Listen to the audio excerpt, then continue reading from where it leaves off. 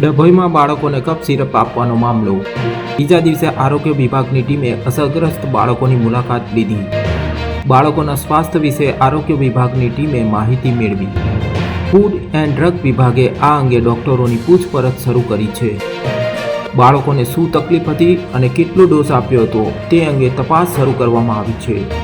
થોડેક્સ DS નામની કફ syrup બાળકોને આપવામાં આવી હતી। બાળકોને દવાનો ઓવરડોઝ આપવાથી તકલીફ થઈ હોવાનું પ્રાથમિક અનુમાન લગાવાઈ રહ્યું છે। હાલ તમામ બાળકોની સ્થિતિ સામાન્ય હોવાનું સામે આવ્યું છે। આજરોજ ડભોઈ મુકામે માનનીય મુખ્ય જિલ્લા આરોગ્ય અધિકારી શ્રીની સૂચના અન્વયે આવેલો છું અને બે બાળકને તકલીફ થયાનું જણાયેલું હતું એની તપાસ અમે કરી રહ્યા છીએ।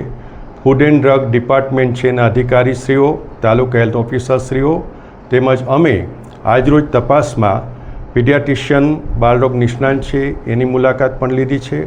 બાળકોની રૂબરૂ મુલાકાત લેતા બંને બાળકો બિલકુલ સાજા સારા છે, એમને કોઈ તકલીફ નથી અને આ બાબતમાં જે પણ કાર્યવાહી સરકારશ્રીના નિયમ પ્રમાણે કરવાની હોય એ અમે કરી રહ્યા છીએ।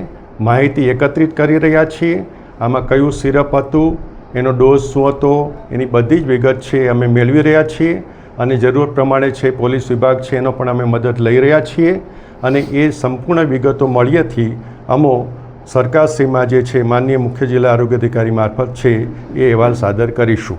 હાલ તપાસના તબક્કે આ હોય અને અમે વિશેષ કહી શકીએ તેવી સ્થિતિમાં નથી।